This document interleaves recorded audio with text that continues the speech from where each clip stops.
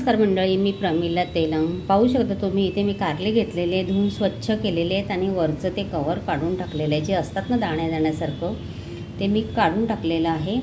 आपल्याला करायची आज कारल्याची भाजी। त्या आलं लसणाची पेस्ट घेतलेली आहे, कांदा खोबऱ्याचं थोडंसं वाटण आहे, टोमॅटो, कांदा, मिरची, इथे बघू शकता मीठ, तेल, काही सुके मसाले आहेत। सर्वात आधी आपण पहिले ना ही कारली कट करून घेऊया।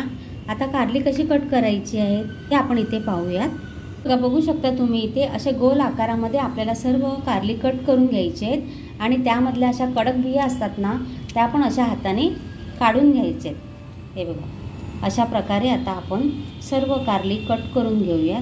हे बघा, अशा साईजमध्ये सर्व कारली मी असे गोल आकारामध्ये कट करून घेतलेले आहेत। कढई घेतलेली आहे आणि कढईमध्ये आपण थोडं तेल घालतोय।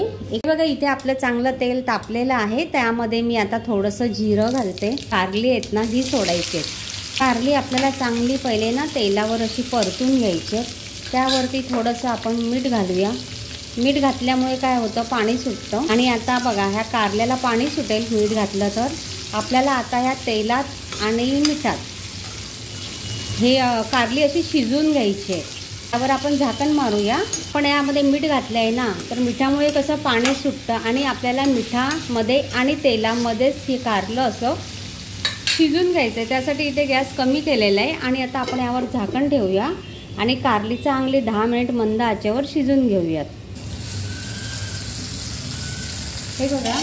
हे बघा पाहू शकता आपली कारली कशी चांगली तेला मिठामध्ये शिजल्या गेलेली आहे।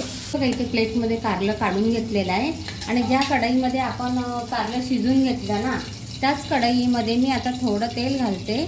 मध्येच आता मी कांदा आणि मिरची घालून घेते। कांदा मिरची चांगली परतून घ्यायची। आलं लसूण पेस्ट आहे थोडीशी घेतलेली आहे, ती पण आपण यामध्ये चांगली परतून घेऊया। कांदा मिरची चांगली गुलाबी रंगावर परतून झालं का त्यामध्ये आपण चिरलेला टोमॅटो घालूया। लाल तिखट घेतलेलं आहे, जिरे पावडर, थोडा हिंग, हळद, गरम मसाला, धणे पावडर आणि मीठ। इथे बघू शकता तुम्ही आपला टोमॅटो पण चांगला मऊ पडलेला आहे। आता आपण यामध्ये सर्व मसाले घालूयात। मसाले चांगले असे परतून घ्यायचे। मसाले जळू नये म्हणून इथे 2 टीस्पून पाणी घेतलेलं आहे। इथे कांदा खोबऱ्याचं वाटण घेतलं होतं ना, तर 1 चमचाच फक्त मी इथे वाटण घालणार आहे। ते वाटण पण चांगलं असं परतून घ्यायचं। तर आपण 2 मिनिट झाकण मारून ठेवून देऊया। हे बघा पाहू शकता इथे मसाल्यांनी आपलं तेल पण सोडलेलं आहे। कारली घालूया। कारली तर आपली तेला मिठामध्ये चांगली शिजलेली आहे।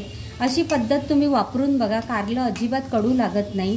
व्हिडिओ पूर्ण बघा, स्किप करू नका आणि व्हिडिओला लाईक जरूर करा।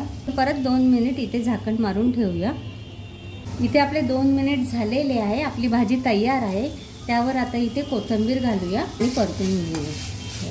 आपली भाजी तयार आहे। आता प्लेटमध्ये आपण काढून घेऊया।